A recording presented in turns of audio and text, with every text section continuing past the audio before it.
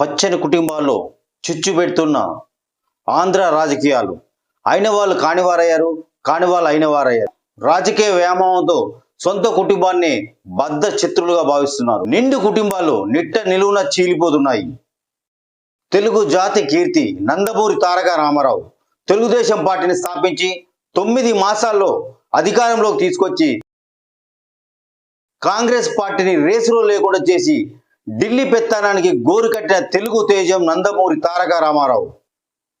అతడి జీవితంలో లక్ష్మీపార్వతి రావడం, ఆమె పెత్తనం కోసం పాకులాడడం కుటుంబ సభ్యులకు చికాకు కలిగించింది. అక్కడి నుండి మెల్లమెల్లగా నందమూరి ఫ్యామిలీలో గ్యాప్ పెరిగింది. అవకాశాలను అనుకూలంగా మార్చుకునే రాజకీయ చాణక్యుడు చంద్రబాబు నాయుడు విభేదనలను ఆయుధంగా మార్చుకొని అధికారం దక్కించుకున్నాడు. చంద్రబాబు నాయుడు ఆ తర్వాత జరిగిన పరిణామాలతో నందమూరి ఫ్యామిలీకి చంద్రబాబు నాయుడు ఫ్యామిలీకి దూరం బాగా పెరిగిపోయింది. చంద్రబాబు నాయుడును తీవ్రంగా వ్యతిరేకించిన హరికృష్ణ ఆయనతో కలిసి నడవలేక అన్నా టీడీపీ అన్న పేరుతో పార్టీని కూడా స్థాపించారు. గంట సింబల్తో జనాల్లోకి వెళ్ళి ఘోరంగా విఫలమయ్యాడు హరికృష్ణ. నిండు సభలో వైసీపీ నాయకుడు ఒకరు ఎన్టీ రామారావు కూతురైన భువనేశ్వరిని అనరాని మాట అన్నా నందమూరి ఫ్యామిలీ స్పందించలేదు. చంద్రబాబు నాయుడు జైలుకి వెళ్ళినా నందమూరి ఫ్యామిలీ స్పందించలేదు. ఒక బాలకృష్ణ తప్ప ఆయనకు తప్పదు, పిల్లనిచ్చినవాడు కాబట్టి. నందమూరి తారక రామారావు మరో కూతురు పురంధరేశ్వరి బీజేపీ అధ్యక్షురాలుగా ఆంధ్ర రాజకీయాల్లో చురుగ్గా ఉన్న విషయం మనకు తెలిసిందే. వైఎస్ రాజశేఖర రెడ్డి రాజకీయాలలో ఆయనది చెరగని ముద్ర. జాతీయ పార్టీ అయిన కాంగ్రెస్ పార్టీని తన కండుసరుల్లో నడిపించి ప్రాంతీయ పార్టీ అనే రేంజ్లో పార్టీని క్రమశిక్షణలో పెట్టాడు. పార్టీని కుటుంబాన్ని ఒక తాటి బయట నడిపించిన నాయకుడు. ఆయన మరణం తర్వాత కుటుంబాన్ని పక్కన పెట్టింది కాంగ్రెస్ పార్టీ. వైఎస్ రాజశేఖర రెడ్డి కుమారుడు జగన్మోహన్ రెడ్డి కాంగ్రెస్ ను వీడి సొంత పార్టీ పెట్టుకున్నారు.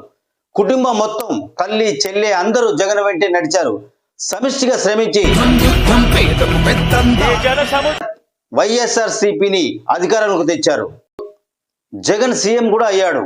అక్కడి నుండి మొదలైంది కుటుంబ విభేదాలు.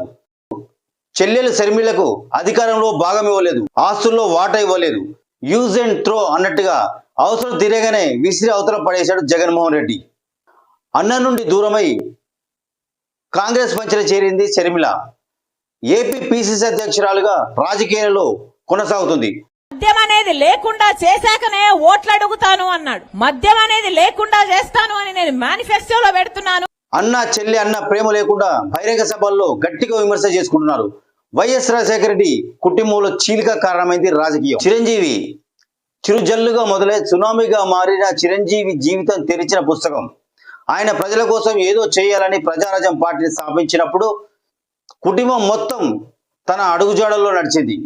ఆ తర్వాత కొంతకాలానికి ప్రజారాజ్యం పార్టీని కాంగ్రెస్ పార్టీలో విలీనం చేసి కాంగ్రెస్ పార్టీ కండువ కప్పుకున్నాడు చిరంజీవి.